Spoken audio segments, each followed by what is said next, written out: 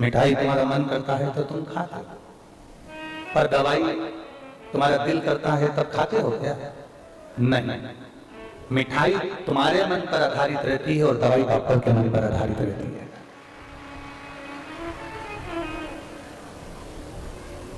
जब डॉक्टर बोलेगा तब आपको दवाई ग्रहण करना है। डॉक्टर ने कहा कि सुबह खाना है तो सुबह खाना है, दोपहर में खाना है तो दोपहर में खाना है, शाम को खाना है तो शाम को खाना है। दवाई डॉक्टर बोलेगा तब ग्रहण करना। मिठाई को खाने का मन करता है पर दवाई को खाने का मन नहीं करता। पर डॉक्टर कह रहा है तो दवाई लेना पड़ेगी। थोड़ी कड़वी है, थोड़ी कड़वी, पर ये निश्चित है मिठाई ज्यादा खाओगे तो शरीर को कष्ट दे जाती है, पर डॉक्टर की लिखी हुई दवाई अगर जितना दिन उसने खाने की बोली है उतना खाओगे तो ये निश्चित है कि वो रोग से मुक्त कर देती है। वो रोग से मुक्त कर रही है, वो आपको रोग का निवारण कर रही है, रोग से मुक्ति दे रही है। उसी तरह हमारे कर्म की गतियां, हमारे कर्म का भोग, हमारे कर्म की गतियों का भोग हमको भोगना पड़ता है, क्योंकि इस परमात्मा ने हमको लिख कर भेजा होता है, वो देवरी ने महादेव ने लिख कर भेजा होता है, इसलिए कर्म की गति का भोग हमको भोगना होता है। हमने पहले कथा में वर्णन किया था कि तुम्हारे घर में अगर किराने का सामान आता है तो उसकी लिस्ट तुम बनाते हो कि नहीं बनाते हो? तुम्हारे घर में कपड़े आने रहते हैं तो कपड़े की लिस्ट रहता है। शिव तत्व कह रहा है, भगवान देवरी ने महादेव का चरित्र कह रहा है कि मत बुरे कर्म कर बंदे वरना पछताएगा, भगवान की आंखों से तू बच नहीं पाएगा, तू बच नहीं पाएगा। अरे ओ अज्ञानी मत करना दानी, अरे ओ अज्ञानी मत करना दानी, तेरे कर्म का फल तू ही पाएगा, जैसा किया तूने तेरे आगे आएगा। मत बुरे कर्म कर बंदे वरना पछताएगा, भगवान की आंखों से तू बच नहीं पाएगा, तू बच नहीं पाएगा। अरे ओ अज्ञानी मत कर, अपने कर्म का भोग अपने को भोगना, अपने किए गए कर्म का भोग अपने को भोगना है, कोई दूसरा नहीं भोगता। हमने पहले भी कथा में कहा है, पहले भी निवेदन किया है कि खांसी चलेगी तो हमको खांसना है, छींक आएगी तो हमको छींकना है, भूख लगेगी तो हमको भोजन करना है। छींक हमको लग रही है और हम पड़ोसी से कहें कि तू छींक, खांसी हमको आ रही है और हम पड़ोसी से कहें कि तू खांस, वो नहीं खांस। भूख हमको लग रही है, हम पड़ोसी से कहें कि तू भोजन कर, तो वो भोजन कर भी देगा तो उसका फल कहाँ हमको मिलना, हमको कहाँ प्राप्त होना? नहीं, हमारे कर्म का भोग संसार सागर में आने के बाद हमको भोगना है, कोई दूसरा नहीं भोग सकता, कोई दूसरा नहीं भोगेगा। हमारे कर्म की गति, हमारे कर्म का भोग, हमारे कर्म के भोग को हमको भोगना पड़ेगा। अच्छा मिले बुरा,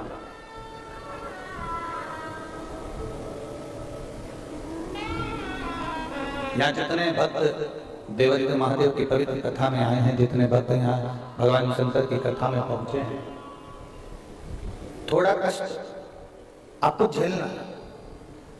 5 स्थान बताए हैं जहां पर कष्ट को झेला जाता है, तो हमारी जिंदगी के पाप धुलते हैं।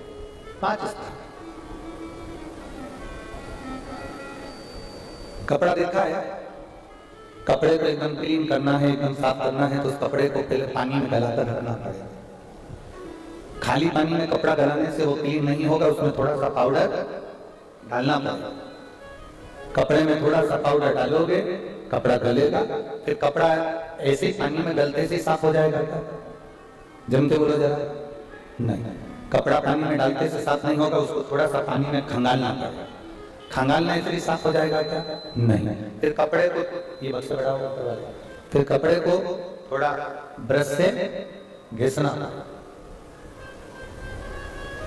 कपड़े को ब्रश से घिसना। कपड़ा तो भी क्लीन नहीं होगा तो उसको थोड़ा सा कूटना पड़ेगा। थोड़ा कूटोगे, थोड़ा उसको जब रगड़ोगे, कूटोगे तो कपड़ा क्लीन होगा। थोड़ा परिश्रम करना पड़ेगा उस कपड़े को क्लीन करने।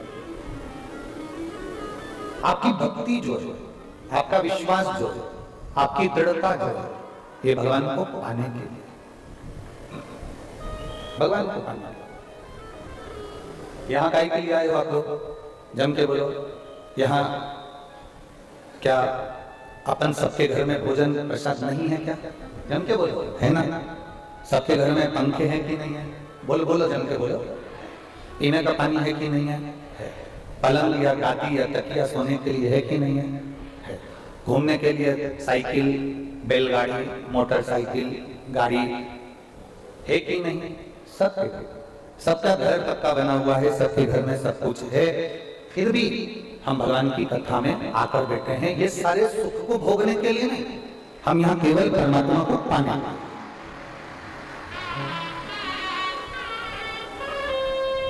हमें केवल परमात्मा को पाना, हमें केवल परमात्मा का स्मरण। अब आपने कई लोग ऐसे भी बैठे हुए हैं कि जिनको कथा से मतलब नहीं हो सकता है, उनको केवल हम टीवी में आ रहे हैं कि नहीं आ रहे हाथ हिलाने के लिए भी बैठे रहते हैं।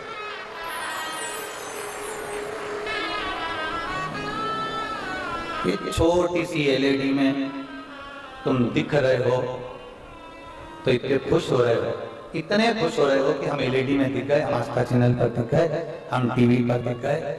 हमें केवल तुम्हें एलईडी तक, टीवी तक खुश नहीं देखना है, हमको आपको उस परमात्मा की शरणागति तक खुश देखना।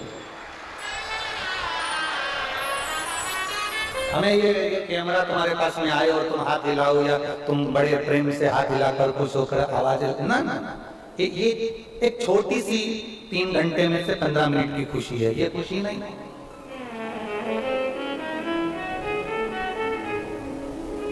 बहुत प्रेम से कथा सुनो, दिल से।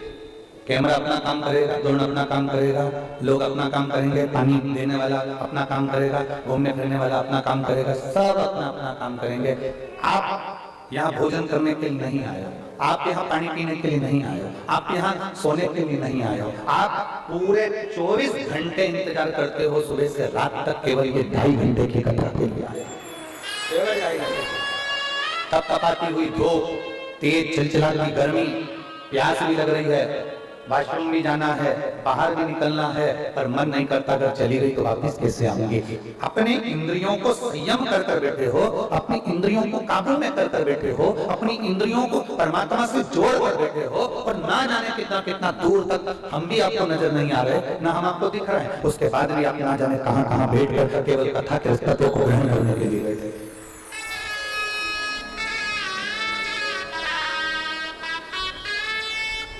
जो टीवी में दिख रहे हैं क्या वही कथा सुन रहे हैं? नहीं।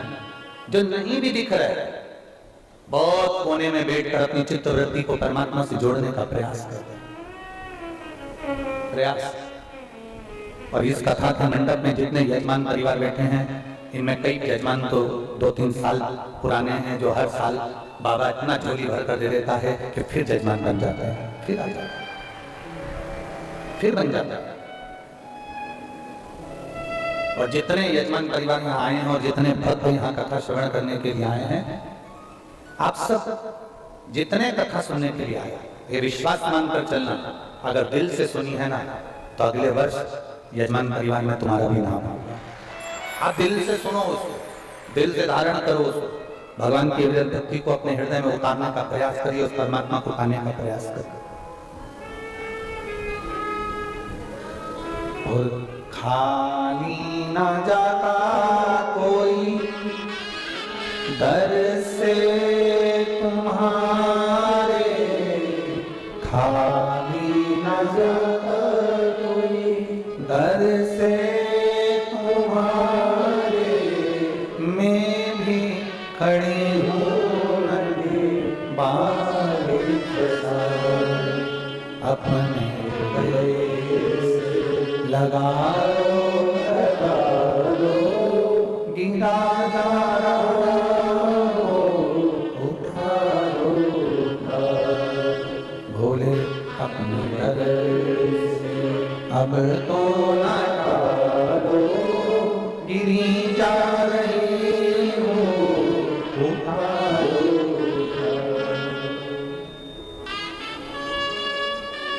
वो परमात्मा एक कथा बहुत अच्छी है, स्कंद बहुत अच्छा चरित्र है जो हमारे जीवन को सुख प्रदान करता है, जिसका नाम हंस धोबी था। क्या नाम था? जम के बोले हंस धोबी।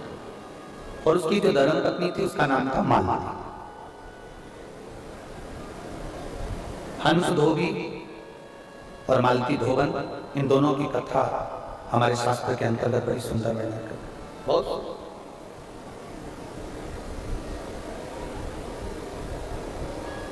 बहुत पूर्व की बात है, बहुत पहले।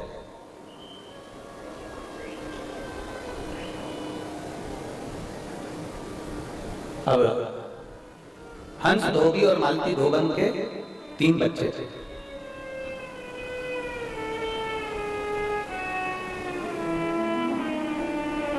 घर में इतना धन नहीं था, घर में इतना वैभव नहीं था, घर में इतना पैसा नहीं था कि वो अपने बच्चों को भी सही से पाल सकें, अपने बच्चों को भी सही से भोजन दे सकें।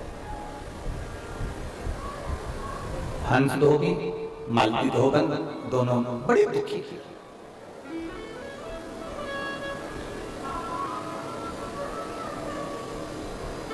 और एक बात हमने पहले भी कथा में कही, अच्छा फिर कही, जिस नारी की गोद खाली रहती है और जिस पुरुष की जेब खाली रहती है उसको सुनना बहुत पड़ता है। जिस स्त्री की, जिस नारी की गोद अगर खाली है, जिस स्त्री की गोद अगर खाली है, जिस ढीले कम करके थोड़ा ऐसा अच्छा करो उसको, जिस नारी की गोद खाली है, जिस स्त्री की गोद खाली है और जिस पुरुष की जेब खाली है उसको सुनना बहुत पड़ता है, बहुत सुनना। उसके अपने भी अपने नहीं हो पाते जब जेब में पैसा नहीं होता।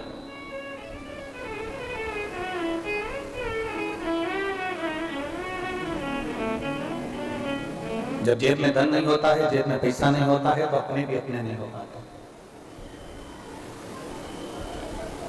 जब गोदी में लाल नहीं होता, गोदी में संतान नहीं होती, 10 साल 20 साल 15 साल 25 साल निकल जाते हैं, औलाद नहीं होती, संतान नहीं होती, तो लोगों के ताने को दूसरे कम ताने देते हैं, अपने ज्यादा। इसलिए हमारा रोज का नियम है, प्रतिदिन हमारे बाबा की हमने सेवा करी, ठाकुर जी से लाल लड़ाया, भोलेनाथ जी का अभिषेक पूजन किया, बाबा से विनती करते, रोज प्रतिदिन अपनी माला जपी, रोज प्रतिदिन भगवान से प्रार्थना करते हैं, बाबा ऐसी कृपा करना कि किसी नारी की, किसी स्त्री की गोद खाली ना रहे और किसी पुरुष की जेब खाली ना रहे। रोज का नियम है ये, प्रतिदिन का नियम, प्रतिदिन बाबा से, देव महादेव से हमारी ये निवेदन प्रतिदिन हम विनती करते हैं, रोज का नियम कि बाबा ऐसी कृपा करिए, ऐसी दया करिए, ऐसी करुणा करिए, ऐसी दया करिए, ऐसी करुणा करिए, ऐसी कृपा करिए। गोद खाली होती है तो भी बहुत सुनना पड़ता है और जेब खाली होती है तभी भी बहुत सुनना पड़ता है। जरा सा किसी पर दुख आ जाए ना, जरा सी किसी को बीमारी लग जाए, जरा सी किसी को तकलीफ आ जाए तो मोहल्ले के लोग कहने लगते हैं कर्म का भोग भोग रहा है।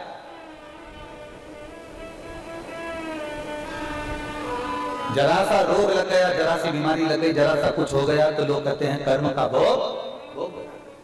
पति को कुछ हो गया तो पत्नी को ताने दिए जाते हैं, बच्चों को कुछ हो गया तो माँ बाप को ताने दिए जाते हैं, माता पिता को कुछ हो गया तो बच्चों को ताने दिए जाते हैं। बहुत हंसी में लोग कह देते हैं कि कर्म का भोग भोग रहा है और वही बीमारी, वही तकलीफ, वही दुख जब अपनी जिंदगी में आता है तब समझ में आता है कि कर्म का भोग किसको कहते हैं। दूसरे पर उंगली उठाना, दूसरे को शब्द कहना, दूसरे को अपशब्द कहना, दूसरे को ताना देना, दूसरे को हरी तेरी बात कहना, ये सरल है। एक उंगली हम किसी की ओर उठाते हैं तो ये 3 उंगलियां हमारी ओर मुड़ती हैं। हम एक उंगली किसी को दिखाते हैं तो ये 3 उंगलियां हमारी ओर आती है और ये 3 उंगलियां हमको बताती है कि तुम अपने अंदर झांक कर देखो, उसमें केवल एक गलती है, तुम में 3 गलतियां भरी हुई।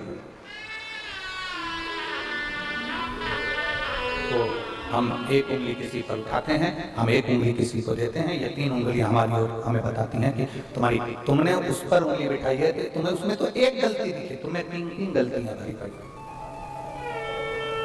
तुम्हें 3 गलतियां भरी।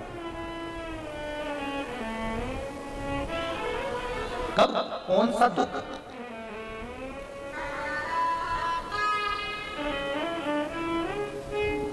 किसके जीवन में आएगा ये किसी को नहीं मालूम।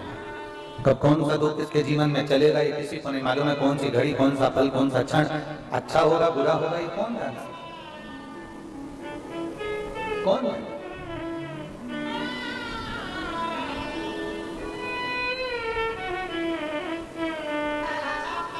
परीक्षा का समय चल रहा है,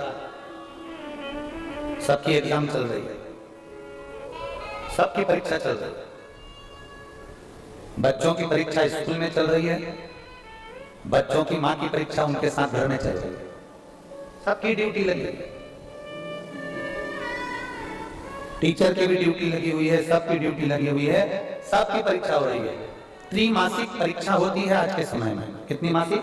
त्रिमासिक परीक्षा होती है आज के समय में। वो त्रिमासिक परीक्षा जैसे होती है, एग्जाम दिया जाता है, पढ़ाई करी जाती है। अगर बच्चा अच्छा पढ़ लेगा तो नंबर भी अच्छे, जम के बोलो जरा, आएंगे। बच्चा अच्छा नहीं पढ़ेगा तो नंबर अच्छे नहीं आएंगे। इसमें टीचर की कोई गलती है क्या? जम के बोलो जरा।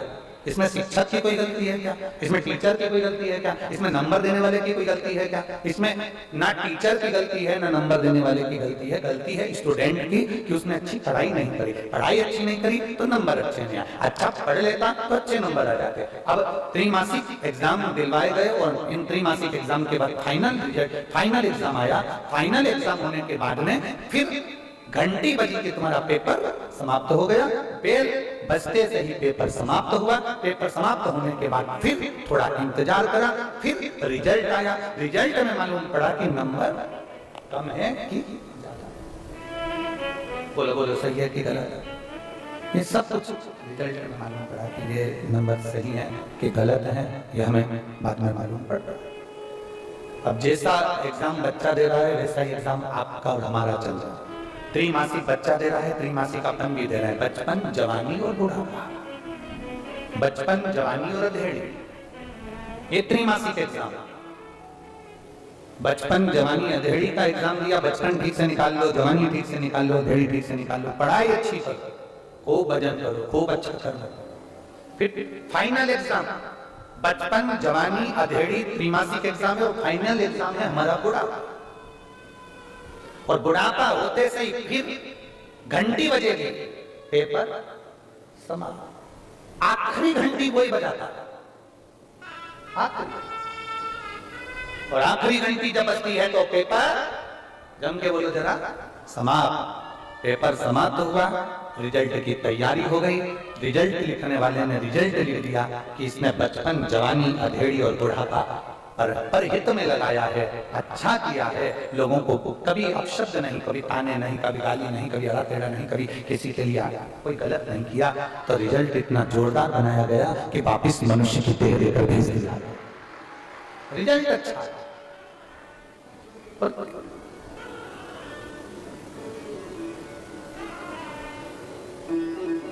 जब तुम अच्छे से पढ़ाई नहीं करते हो तो टीचर भी तुमको मुर्गा बना देता है। बोलो बोलो, जम के बोलो जरा, बोलो जम के बोलो, बनाता है कि नहीं बनाता है? जब तुम अच्छे से पढ़ाई नहीं करते तो टीचर भी तुमको मुर्गा बना देता है। जब टीचर तुमको मुर्गा बना देता है तो नीचे आने के बाद जब तुम अपनी जिंदगी को अच्छे से नहीं जीते तो वो भी तुमको मुर्गा बना देता है, वो भी बना देता है। टीचर के पास तो एक ही ऑप्शन है, केवल मुर्गा। उसके पास तो बहुत सारे ऑप्शन थे। उसके पास बहुत सारे ऑप्शन है। माथे में जुआ, इल्ली, कीड़ा, कुत्ता मर गया, घर में चूहा मर गया। एक कोई पूछ रहा था, गुरुजी हमारे घर में चूहा मर जाता है, हमको मालूम ही नहीं पड़ता है, बाद में उसमें इल्ली पड़ जाती है, इल्ली इतनी फैल जाती है और पूरे घर में बदबू तक नहीं आती, और बाद में इल्ली निकलती तब मालूम पड़ता कि चूहा मर गया और इल्ली बाहर आई। इल्ली तो गुरुजी हमें पूछना है कि मरे हुए चूहे में इल्ली कौन चीज को मिलती है? आखिर कैसा कौन सी कर्म गति कर जाता है जो चूहा मर गया, उसके मरने के बाद उसके शरीर में इल्ली का जन्म। गरुड़ पुराण पढ़ो, गरुड़ पुराण का स्मरण करो, गरुड़ पुराण को अच्छे से पढ़िए, गरुड़ पुराण का स्मरण करिए। जब गरुड़ पुराण का आप स्मरण करेंगे तो उसमें आएगा गरुड़ पुराण के अंतर्गत, गरुड़ पुराण के अंतर्गत आप पढ़ेंगे और उसमें स्मरण में आएगा कि किसी को धोखा देना कितना गलत होता है, किसी ने तुम पर विश्वास किया, उसका विश्वासघात करना कितना गलत होता है, किसी ने तुम पर भरोसा किया, उसका भरोसा तोड़ना कितना गलत होता है। कोई तुम पर भरोसा कर कर कहकर चले गया कि मेरी ये चप्पल रखी है, मेरा ये सामान रखा है, मैं अभी स्नान कर कर आई, तुमने उसके भरोसे को तोड़ दिया। साथ में बैठी थी, साथ में रह रही थी, 7 दिन 8 दिन 15 दिन साथ में रही, इतना भरोसा हो गया एक दूसरे के प्रति, इतना विश्वास हो गया, और मालूम पड़े जरा से दम पर तुमने भरोसे को तोड़ दिया, विश्वास को तोड़ दिया। प्रेम किया, प्रेम में भरोसा किया, भाई भाई ने भरोसा किया, बहन भाई ने भरोसा किया, एक रिश्ते में गुरु शिष्य ने भरोसा किया, शिष्य गुरु ने भरोसा किया, उस भरोसे को किसी ने तोड़ दिया। शिव महापुराण की कथा कहती है, गरुड़ पुराण की कथा कहती है, गर्ग संहिता कहती है, स्कंद पुराण कहती है, नर्मदा पुराण कहती है, कुमार खंड के अंतर्गत शिव महापुराण में वर्णन मिलता है। और अंत में अगर आप स्मरण करेंगे तो आप अगर गरुड़ पुराण को पढ़ेंगे तो उसमें वर्णन मिलता है किसी को धोखा अगर दिया गया है तो मरे हुए चूहे या मरे हुए कुत्ते या मरी हुई बिल्ली या मरे हुए जानवर के अंदर जो इल्ली होती है वो धोखा देने वाले की जन्मगति होती है। धोखा देने वाले की जन्मगति उस मरे हुए चूहे की इल्ली के बराबर है। धोखा देने वाले की गति, विश्वासघात करने वाले की गति मरे हुए कुत्ते के अंदर जो इल्ली होती है उसके बराबर होती है। जिसने तुम पर भरोसा करा, जिसने तुम पर विश्वास करा, जिस पर तुमने भरोसा गढ़ बनाया और उसका भरोसा तोड़ दिया तुमने, उसका विश्वास तोड़ दिया। तैयारी रखो अगले जन्म की, एग्जाम तुम्हारा गड़बड़ हो गया है। मत बुरे कर्म वरना पछताएगा, भगवान की आंखों से तू बच नहीं पाएगा, तू बच नहीं पाएगा। पशु को घास की आवश्यकता होती है, पशु को घास की आवश्यकता होती है, मनुष्य को धन और भोजन की आवश्यकता होती है, और मेरे भोलेनाथ को केवल तुम्हारे विश्वास, श्रद्धा और भाव की आवश्यकता होती है। मेरे शंकर भगवान को तुमसे और कुछ नहीं चाहिए। तुम लोटा भर के जल चढ़ाओ तो चढ़ाओ, ना चढ़ाओ मत चढ़ाओ। तुम शंकर जी को धतूरा चढ़ाओ तो चढ़ाओ, ना चढ़ाओ तो मत चढ़ाओ। तुम शंकर भगवान को बेलपत्र चढ़ाओ तो चढ़ाओ, ना चढ़ाओ तो मत चढ़ाओ।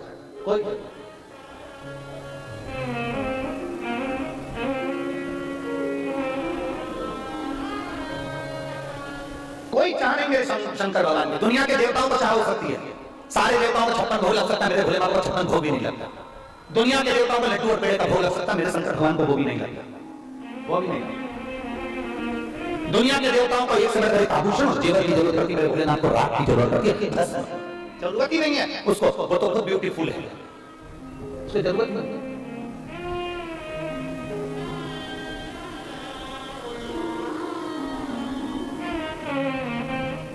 जो सिर पे गंगा लेवे कल्याण वो कर देवे, भोलेनाथ ब्यूटीफुल। जो सिर पे गंगा लेवे कल्याण वो कर देवे, भोलेनाथ ब्यूटीफुल।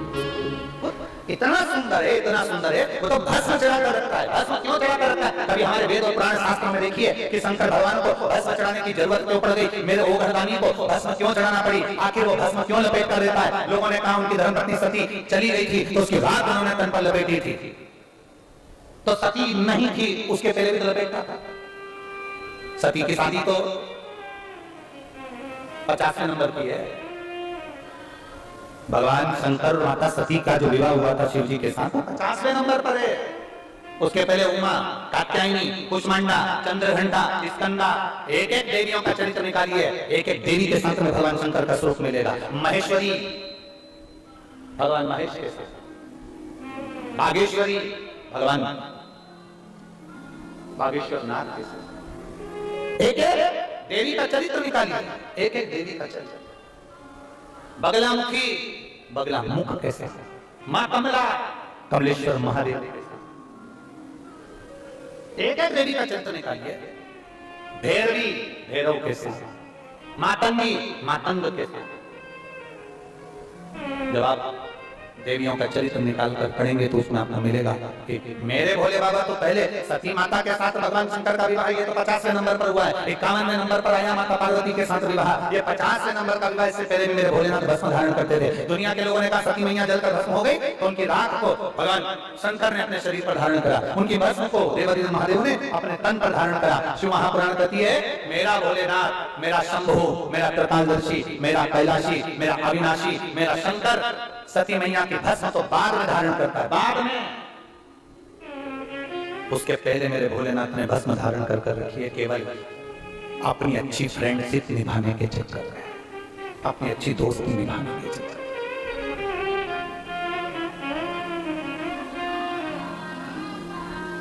किसके कहने पर भस्म धारण करी थी भगवान शंकर ने? ऐसा कौन था जो भगवान शंकर से निवेदन कर दिया कि आप भस्म धारण करो? कौन था? केवल एक, और वो थे भगवान बैकुंठ में निवास करने वाले बैकुंठ अधिपति भगवान नारायण, जिन्होंने शिव जी से कहा था कि आप भस्म धारण करो। केवल एक थे, उसके सिवाय कोई दूसरा नहीं। भगवान नारायण जिन्होंने भगवान शंकर से कहा आप भस्म धारण कर ले। क्यों? क्योंकि माता लक्ष्मी जी की जो मां थी,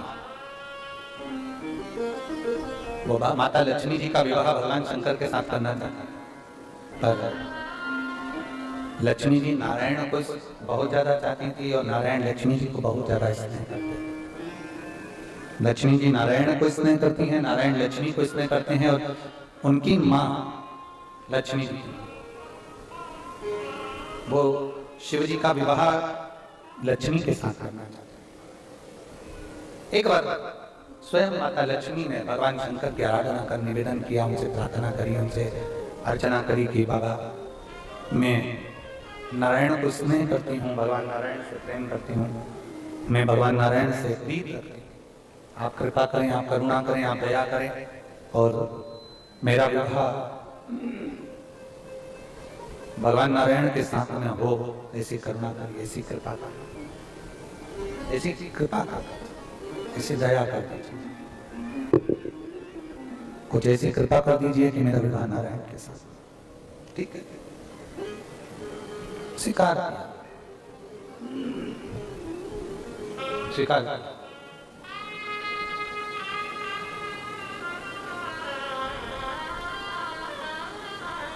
जब लक्ष्मी जी की मां, माता लक्ष्मी जी की मां भगवान शंकर के पास पहुंची, तो भगवान शंकर ने अपने तन पर नारायण के कहने पर भस्म धारण कर ली थी, क्योंकि 33 कोटि देवी देवताओं में सबसे ज्यादा सुंदर भगवान देवादिदेव महादेव थे। इसलिए उनकी आरती में नहीं, संपूर्ण देवताओं की आरती में एक शब्द गाया जाता है, कर्पूर गौरम कर्णा। सुंदर हो, अति सुंदर, अति सुंदर, बहुत बहुत। कर्पूर गौरम करुणावतारम संसार सारम भुजगेन्द्रधरम सदावसंतम हृदयाय वन्दे अहं भवानी सहितं नमामि। इतना सुंदर है मेरे देवदेव, अपार सुंदर, बहुत। कहते हैं कामदेव उनके चरणों का दास है। नारायण भगवान ने सोचा कि इतनी सुंदरता है, इतनी सुंदरता, बड़ी सुंदरता, प्रार्थना कर ली। लक्ष्मी को मैं स्नेह करता हूँ, लक्ष्मी मुझे प्राप्त हो, मैं लक्ष्मी को प्राप्त हूँ और कुछ नहीं चाहिए, केवल इतना ही चाहिए। ठीक है, अब प्रार्थना करी, निवेदन करा, क्या करा? माता लक्ष्मी की मां जब आपके सामने आए, क्या नाम था माता लक्ष्मी की मां का? ख्याति देवी। क्या नाम था? जम के बोलो, जम के। ख्याति देवी। जब माता लक्ष्मी की मां ख्याति देवी जब आपके पास में आए, ख्याति देवी जब आपके करीब में पहुंचे, ख्याति देवी जब आपके नजदीक में आए, तब आप ऐसा रूप धारण कर लेना कि ख्याति अपनी बेटी लक्ष्मी का विवाह तुम्हारे साथ करने की इच्छा ही प्रकट ना करे। कोई इच्छा, ख्याति देवी की इच्छा ही नहीं हो तुम्हारे साथ विवाह करना, बनाओ ऐसा रूप। शंकर भगवान ने कहा ये तो मैं बाद में रूप बनाऊंगा, पहले मैं ख्याति को एक बार समझाऊंगा कि नारायण के साथ में वो विवाह लक्ष्मी का कर। प्रार्थना करी लक्ष्मी के साथ विवाह करने की, प्रार्थना करी, निवेदन करा, पर ख्याति देवी मानने को तैयार नहीं थी। माता ख्याति सुनने को तैयार नहीं थी कि मैं विवाह करूं तो नारायण के साथ लक्ष्मी का विवाह करूं, ये नहीं चाहती नहीं है। अब भोलेनाथ जी ने कहना का काम था, कर दिया। एक दिन शंकर भगवान ने अपने तन पर लगा ली भस्म। वो भी नारायण भगवान खुद, मेरे नारायण, मेरे भगवान विष्णु स्वयं अपने हाथों से भगवान शंकर के तन पर भस्म लपेट रहे।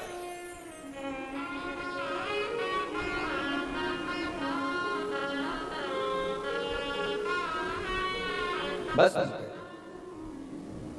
शीश गंगा की धार, गले सर्पों का हार, महादेवा भोले कैसे करूं तेरी सेवा।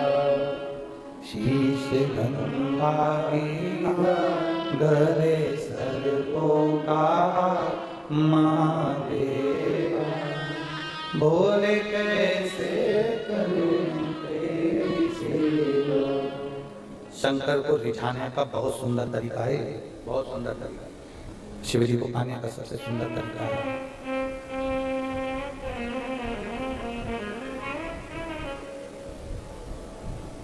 बहुत सुंदर तरीका। कुछ नहीं है ना तुम्हारे पास, कुछ भी नहीं, अपने हृदय का स्पर्श करिएगा और हृदय का स्पर्श कर कर देवरी महादेव से कहिएगा, आज दिल से, हृदय से, ये तन मन धन सब तुमको समर्पित करती हूँ।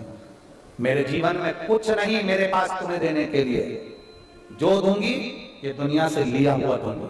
धन दूंगी तो मैं पैदा हुई, पैदा होने के बाद में बड़ी हुई तो मेरा पैसा कमाना सीखा, वो धन मैं तुमको दूं।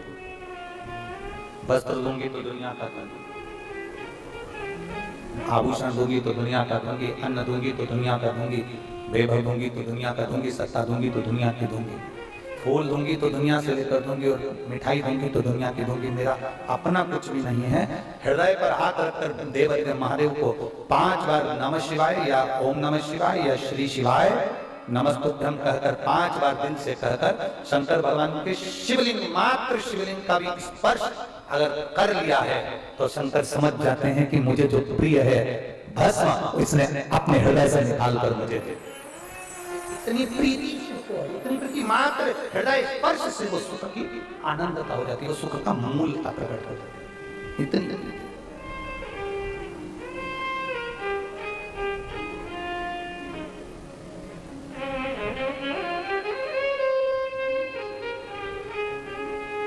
ओ भस्म रमाने वाले, ओ भस्म रमाने वाले, दुनिया को रचाने वाले, ओ भस्म रमाने वाले, दुनिया को रचाने वाले। हृदय से मात्र स्पर्श, मात्र स्पर्श। हम क्या दें तुझको, हम क्या प्रदान करें तुझको। फूल दूंगी तो ये दुनिया का है, जल दूंगी तो ये दुनिया का है, धतूरा दूंगी तो ये दुनिया का है, मिठाई दूंगी तो ये दुनिया का है, सामग्री दूंगी तो दुनिया का है। मेरा अपना तो तूने एक ही चीज देकर भेजी है, ये शरीर भी दिया है दूसरे ने, ये शरीर भी दुनिया का है।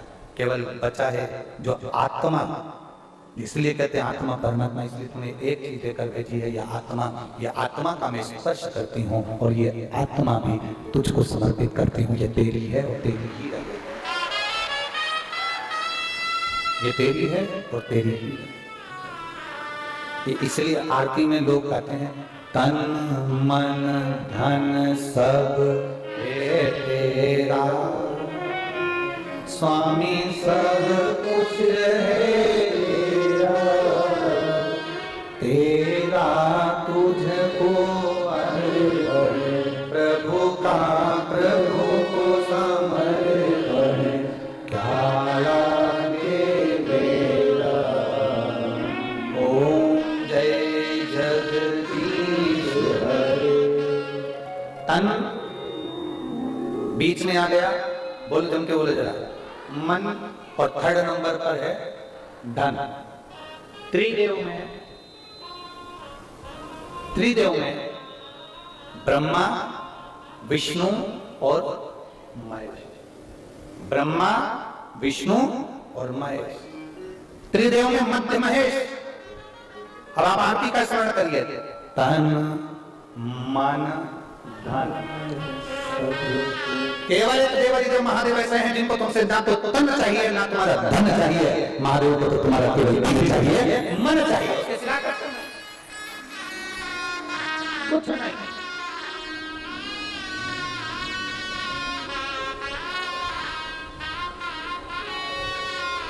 भस्म भगवान विष्णु कर रहे हैं, भगवान नारायण कर रहे हैं, भस्म आप चढ़ा लीजिए और कोई दूसरा चढ़ाने वाला नहीं है। सर्वप्रथम भस्म मेरे भगवान विष्णु ने भगवान शंकर को चढ़ाया, सर्वप्रथम भस्म मेरे नारायण ने भगवान शंकर को चढ़ाया। सुंदर इतने थे मेरे भोलेनाथ,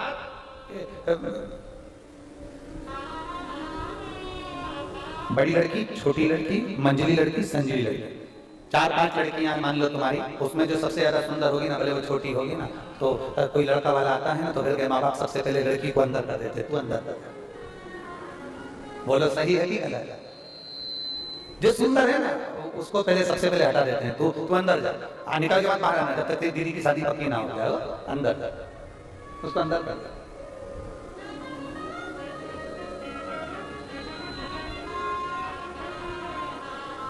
पीछे हटा दिया गया, चलो तुम पीछे जाओ। अब जो शंकर भगवान इतने सुंदर हैं, देवादिदेव महादेव इतने सुंदर हैं, इतने सुंदर,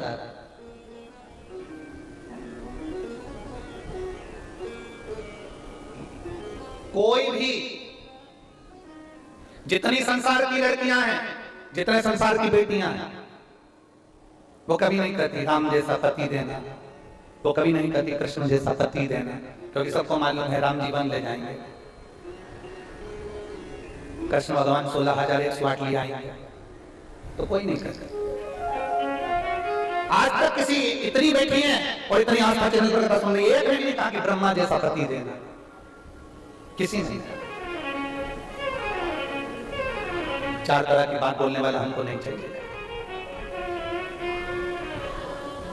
फिर किसी ने नहीं कहा कि नारायण जैसा पति देना, क्यों? दिन भर लक्ष्मी जी से चरण दबाते रहते हैं, मैं बोर हो जाऊंगा, मत देना। कैसा चाहिए? तो कहा आज भी शादी करने के समय पर कन्या देवी का पूजन करने के लिए, माता पूजन करने के लिए जाती है कि पार्वती जी जैसा तुमको मिला है वैसा हमको मिले, बस ऐसी कृपा करो, ऐसे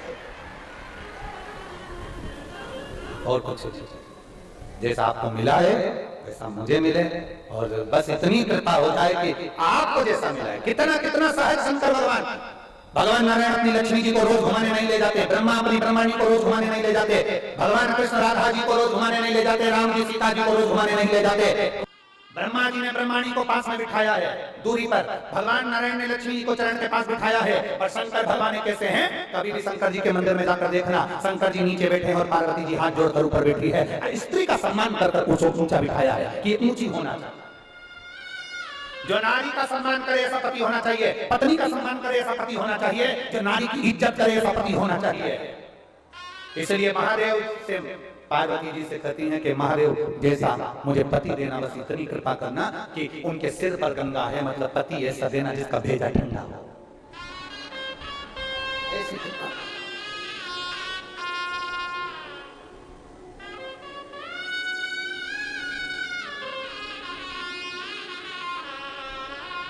शंकर जैसा पति देना जिसके कंठ में विष भरा है, नीचे ही नहीं उतार रहा ना उगल रहा है, तो भी एकदम शांताकारम भुजन जैसे, बिल्कुल एकदम शांत सा, कुछ भी नहीं। ऐसा मत दे देना जो कष्ट,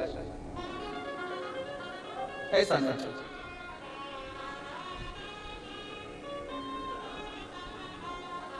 हरि ओ मैया श्रृंगार तेरा है, ओ मैया श्रृंगार तेरा है, चूड़ा भी लाल तेरी चुंदरी भी लाल है, चूड़ा भी लाल तेरी चुंदरी भी लाल है, ओ मैया तेरी गोदी में लाल है, ओ मैया तेरी गोदी में लाल है, ओ मैया श्रृंगार तेरा लाल है, ओ मैया श्रृंगार तेरा लाल है। शिव जैसे हर कन्या शंकर जैसा पति चाहती हैं, शिव जैसा पति हो, सदंग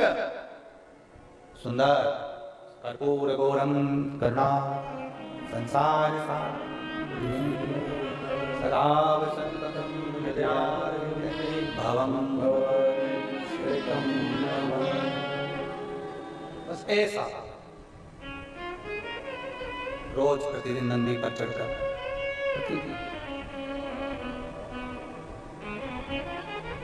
और सुन के भक्तों की पुकार हो के नंदी पे सवार काशी नगरी से आए हैं मेरे भोलेनाथ, हो के नंदी पे सवार सुने भक्तों की पुकार काशी नगरी से आए हैं मेरे भोलेनाथ, सुन के भक्तों की पुकार हो के नंदी पे सवार काशी नगरी से आए हैं मेरे भोलेनाथ, सुन के भक्तों की पुकार हो के नंदी पे सवार काशी नगरी से आए हैं मेरे भोलेनाथ। बड़वाओं से दोनों हाथों से ताली से बजाएं।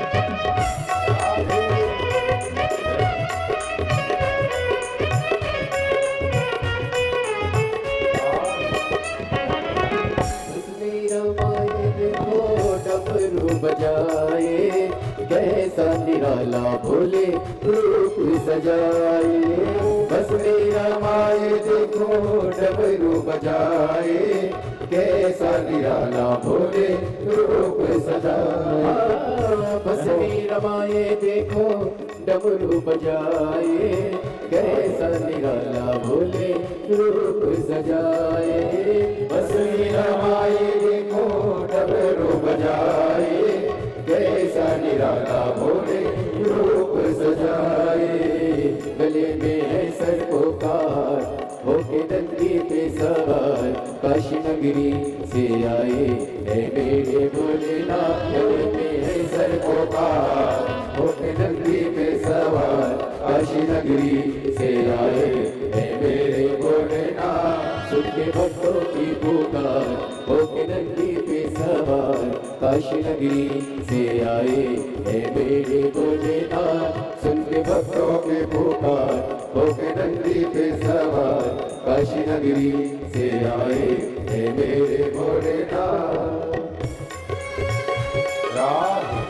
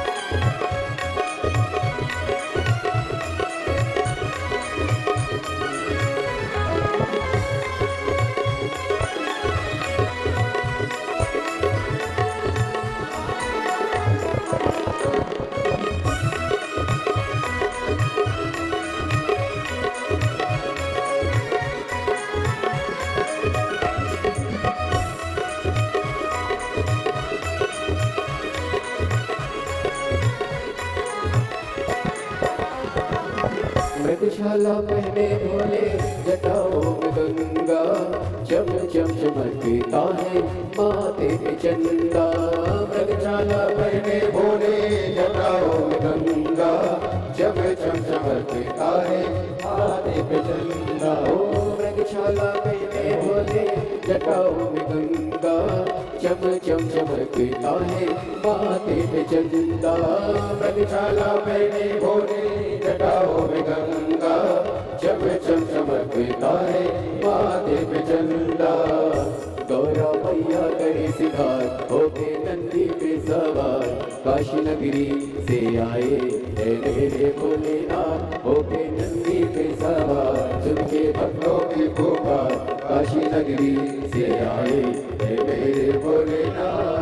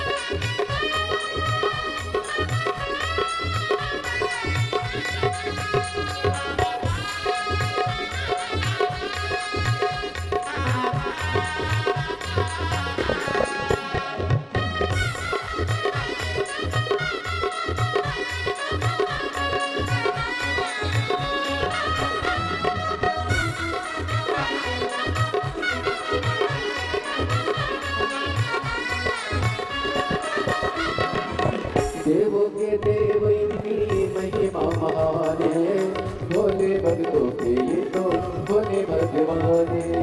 देवों के देव इनकी महिमा महान है, भोले भक्तों के ये तो भोले भगवान है।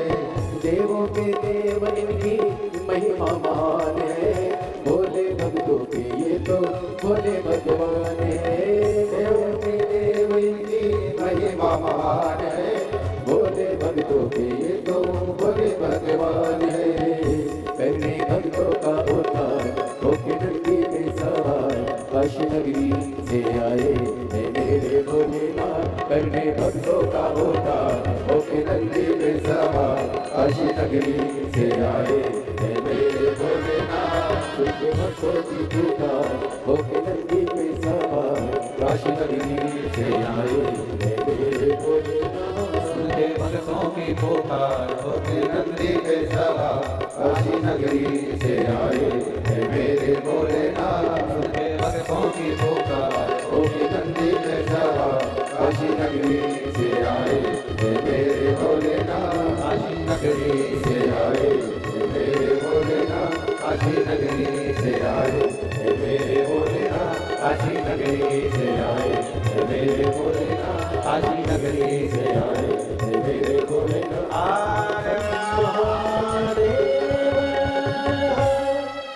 अपने स्थान पर बैठकर भगवान देवदेव महादेव से अपने मन की बात बड़े भावों के साथ दिल से देवदेव महादेव से प्रार्थना करिए, बाबा से निवेदन करिए, बाबा से अपने मन की बात करिए। जहाँ जहाँ मेरे वहाँ बैठकर कोई प्रेशर ही नहीं आ रहा हमारे पे। भगवान देवदेव महादेव से अपने मन की बात दिल से कहिए, भाव से प्रार्थना करिए।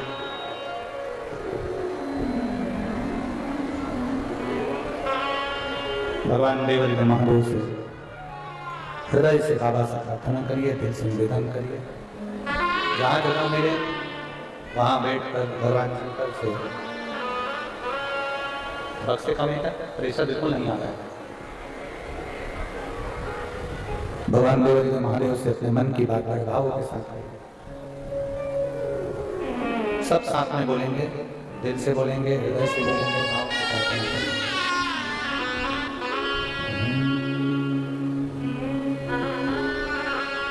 श्री शिवाय नमस्तुभ्यं।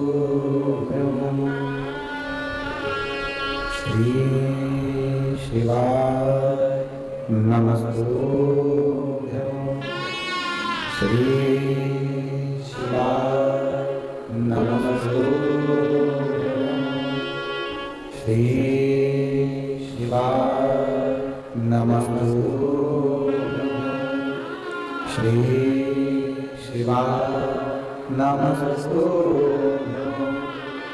भोला सब दुख काटो हमारा, ओ भोला सब दुख काटो हमारा।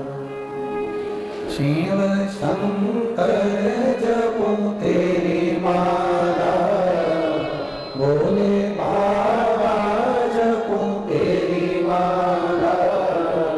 भोला सब दुख काटो हमारा, ओ भोला सब दुख काटो हमारा। देश मंगलकारी, देश मंगल मंगलकारी। शमशान वासी हमारा, शमशान वासी हमारा। ओ भोला सब दुख काटो हमारा, ओ भोला सब दुख काटो हमारा। भगवान देवदेव महादेव का चरित्र कर रहा है, भगवान शंकर का पावन चरित्र वर्णन कर रहा है, शिव तत्व कह रहा है। शिव बहुत सुंदर है।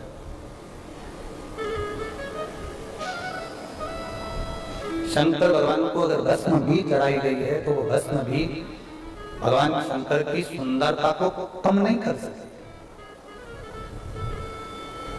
एक बात हम आपसे पूछे हैं, आप उत्तर दीजिएगा। कोई आपकी निंदा करे, खूब करे, बहुत निंदा करे आपकी और बहुत अपशब्द आपको कहे, उससे आपका कुछ घटेगा क्या? जम के बोलो जरा। नहीं, जितनी ज्यादा निंदा होती है, जितनी अपशब्द बोले जाते हैं, जितने ताने दिए जाते हैं, जितना आड़ा टेढ़ा बोला जाता है, उतनी उतनी व्यक्ति की तरक्की होती चली जाती है, उसकी सुंदरता बढ़ती चली जाती है। हमें उसकी चिंता नहीं करना है, हमें उसका स्मरण नहीं करना है कि कौन क्या बोल रहा है, कौन ने क्या कह दिया, कौन ने क्या कहा, कौन अपशब्द कह रहा है, कौन क्या कह रहा है, कौन क्या नहीं बोल रहा है। हमें उसमें स्मरण रहना।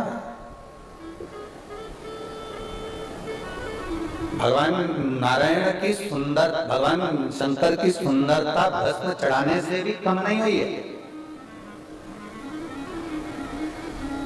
आज भी भगवान शंकर की सुंदरता कम नहीं हुई, आज भी वो सुंदर है।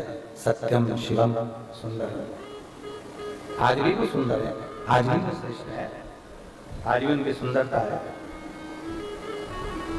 आज भी उनकी श्रेष्ठता है। हंस धोबी और मालती धोबन, तीन बच्चे हैं, कुछ भी नहीं है, एक अंश भी अन्न का भाग नहीं, एक अंश भी अन्न का भाग नहीं है, एक अंश भी कुछ भी नहीं उसके पास, कुछ भी। अब तीन बच्चे हैं, पालन पोषण करना है, घर में कुछ है नहीं, भाग कुछ है नहीं, अरे क्या क्या करे? और जब कोई नहीं आता मेरा बाबा आता है, मेरे दुख की घड़ी में वो बड़ा काम आता है। मेरा शिव, मेरा ओकरदानी, मेरा शंभु, मेरा त्रिकालदर्शी, मेरा कैलाशी, मेरा विनाशी, मेरा देवाधिदेव महादेव, मेरा शंकर, मेरा करुणा सागर, मेरा दया सागर, मेरा शिव। तब वो त्रिकालदर्शी को जब आप पुकारेंगे, भगवान शंकर को जब आप विनती करेंगे, भगवान शिव से जब आप निवेदन करेंगे, तो वो स्वयं आकर प्रकट होगा। पुकारो भगवान शंकर को, जितना पुकार सकते हो, जितनी विनती कर सकते हो, उतना करो। आप आगे स्वयं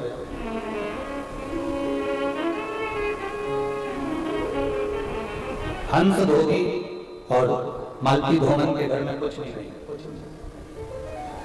बच्चे भूख से बिलख रहे हैं, खाने के लिए कुछ भी नहीं, भाग कुछ भी नहीं, उसके पास में कुछ नहीं।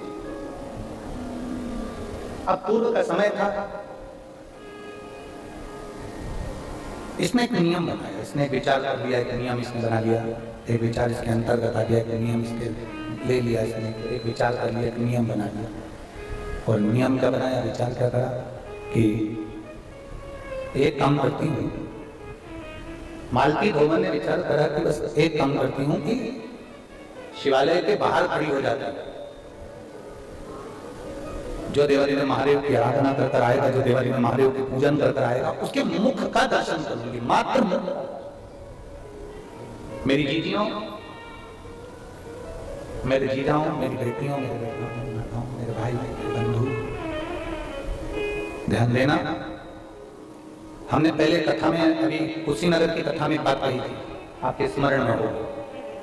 शंकर जी के मंदिर में अगर तुम्हारे पास में समय नहीं है, तुम शिवालय में नहीं जा सकते, शंकर के मंदिर में नहीं जा सकते, भगवान शंकर के मंदिर में प्रवेश नहीं कर सकते, भगवान शंकर के मंदिर में नहीं जा सकते, तो शिव महापुराण की कथा में यहाँ तक वर्णन आता है कि कोई शंकर को जल चढ़ाकर आ रहा हो, या कोई शिव को जल चढ़ाने जा रहा हो, या बाबा देवाधिदेव महादेव के मंदिर कोई जा रहा हो, या जल चढ़ाकर आ रहा हो, मात्र उसके मुख का दर्शन भी कर लो तो शिव दर्शन का फल हमें प्राप्त हो जाता है।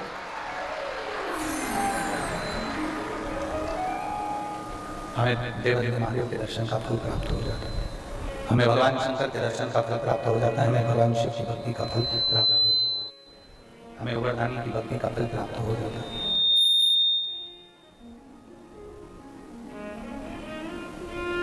केवल जल चढ़ाने वाले का भी अगर हमने दर्शन किया है, जल चढ़ाकर कोई आ रहा है, जल चढ़ाने कोई जा रहा है, उसके मात्र मुखाग्रविंद का भी दर्शन करा है, तो वो सुख हमें देगा जरूर, उसका फल हमें मिलेगा जरूर, उसका फल हमें प्राप्त जरूर होगा, मात्र दर्शन।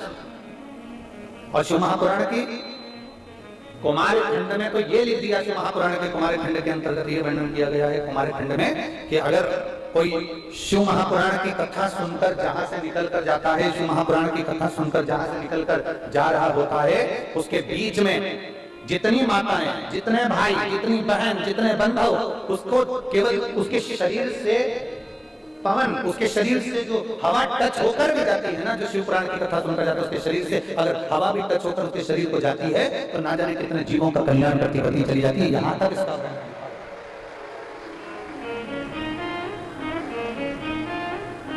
बोले बम का नारा है, बाबा एक सहारा, एक पत्र है।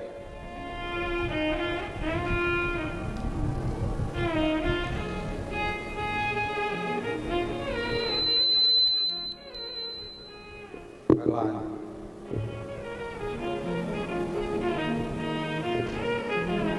मेरा नाम हरेंद्र सिंह उर्फ मोनू मलिक, मेरी पत्नी का नाम रितु चौधरी है। मैं जिला हापुड़ का रहने वाला हूँ, उत्तर प्रदेश का। कहीं बैठे हो तो हाथ हिला सकते हैं। आप ही हैं? श्री शिवाय नमस्ते।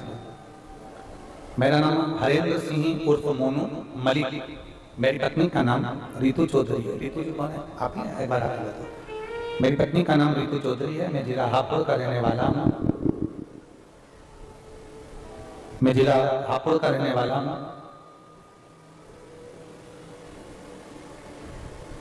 उत्तर प्रदेश से यहाँ है। मेरी पत्नी रितु के अचानक से सन 2022 में अचानक से उसको अटैक आया और आधा शरीर इसका धड़ बीच में से रह गया। हापुड़ से हम उसको इलाज करा दिए और हापुड़ के इलाज कराकर इनको मेरठ ले गए। मेरठ के हॉस्पिटल में इनको भर्ती किया गया और मेरठ में जब भर्ती किया गया तो उन्होंने कह दिया इसका शरीर काम नहीं कर रहा है, तो उनको गुरुग्राम वेदांता हॉस्पिटल में लेकर गए। वहां उनको वेंटिलेटर पर डाल दिया गया। 3 महीने तक वेंटिलेटर पर रखा। 3 महीने वेंटिलेटर पर रखा। 3 महीने तक वेंटिलेटर पर रखने के बाद डॉक्टर ने जवाब दे दिया कि इनका शरीर काम नहीं कर रहा, मतलब ये पूर्ण तरह से खत्म हो चुकी हैं। ये यहाँ लिख दिया है, आप उसको पत्र को आप एलईडी पर भी पढ़ सकते हैं, आस्था चैनल पर भी पढ़ सकते हैं। शरीर पूरा खत्म हो चुका है। 3 महीने उनको वेंटिलेटर पर रखा और 3 महीने बाद डॉक्टर ने जवाब दे दिया कि घर ले जाओ, ये शरीर खत्म हो चुका है। गुरुजी, मैं बहुत बुरी तरह से टूट गया और मेरी 2 बेटियां हैं, एक 1 वर्ष की है और एक 4 वर्ष की। दूसरी बेटी मेरी 4 वर्ष की, एक बेटी 1 वर्ष की। ऐसा बाबा का मैं क्या गुणगान करूं गुरुदेव। हॉस्पिटल से हम शरीर को लेकर, बॉडी को लेकर बाहर निकले और डॉक्टर ने कहा कि ये वेंटिलेटर से निकला हुआ शरीर है, 3 महीने से पड़ा हुआ था, इसमें कोई दम नहीं है, इसमें कोई बल नहीं है, ना इसमें कुछ है। जितनी देर निप जाए उसके बाद में इसका अंतिम संस्कार कर दीजिए। हम जैसे ही शरीर को लेकर बाहर निकले हॉस्पिटल से, हम उसको जैसे ही बाहर निकले तो वहां पर एक कोई भाई कुर्सी पर बैठा हुआ था जिसके स्टील की बोतल थी और उस स्टील की बोतल में सीहोर का रुद्राक्ष उसकी बोतल के अंदर पानी में पड़ा हुआ था। वो अपने किसी मरीज को देने के लिए आया।